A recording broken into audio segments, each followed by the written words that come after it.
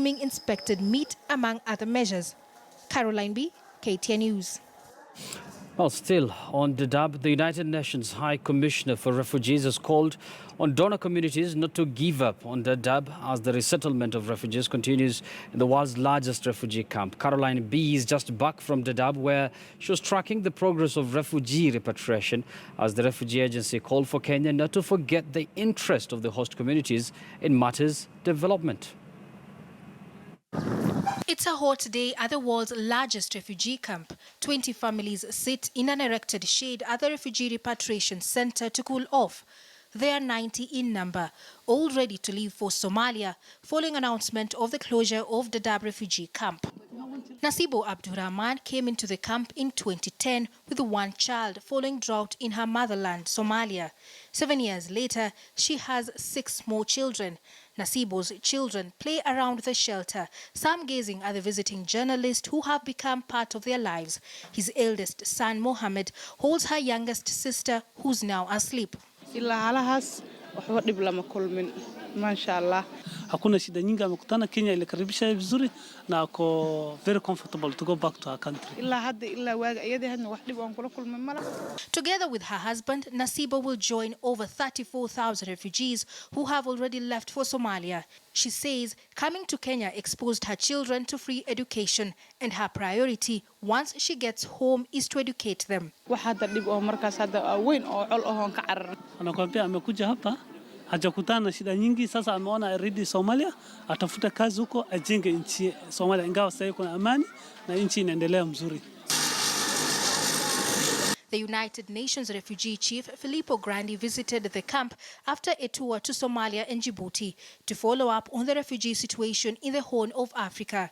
He admits the situation in Somalia is volatile and the repatriation process is voluntary, even though donor funding to maintain those who left behind has drastically reduced. We cannot expect everybody to go back. It will be gradual. And people have to make decisions based on their knowledge of security, of the available structures and so forth. The process of repatriation is a fast one. Once at the center, the repatriation officer confirms if all family members are present based on a previous head count done at the refugee camps. The refugee then gets their fingerprint recorded and their documents stamped. Each family receives a stipend to help them settle down once in Somalia. Of the 75,000 refugees repatriated since 2014, 400 have come back after finding the situation in Somalia unfavorable. At the Hagadera refugee camp sits 45-year-old Ahmed Ibrahim. He has caught wind of the situation back home from some returnees and isn't planning to go back home. He says he had a number of children who are schooling, and so he felt that they are in a better place of learning than going back to Somalia. Together with his family, they were relocated here from the Cambios refugee camp, which was fully shut down. Cambios is one of the 4 camps which make up the larger Dadaab camp. Ibrahim was a pastoralist and moved to Kenya in 1991 after being displaced by war. For him, Dadaab has been more than a home. He said when he was in Somalia, he was a pastoralist. There was a serious drought. He lost all his herds, and there was nothing. His children fell sick. There were no hospitals. There was nothing. And so as a result of that, he decided to seek refuge here. And he said when he came here, he was well received. He was relocated, given a shelter. The host community were very friendly. And he said as a result of that, he enrolled his children into school. They started learning process, and he said he's comfortable enough now.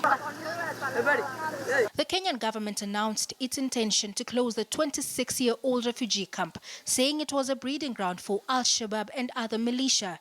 In his address, Filippo Grandi said the interest of local communities in areas hosting refugees should not be overlooked. We agreed also that there should be much more development, long-term assistance to somehow rehabilitate this region that has been affected for so long by the presence of refugees. I'm talking about the environment, I'm talking about roads.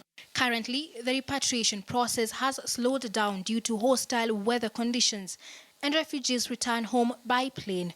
Once the Horn of Africa stabilizes, UNHCR plans to reintroduce convoys. The returnees are resettled in Kismayo, Baidoa, Luke,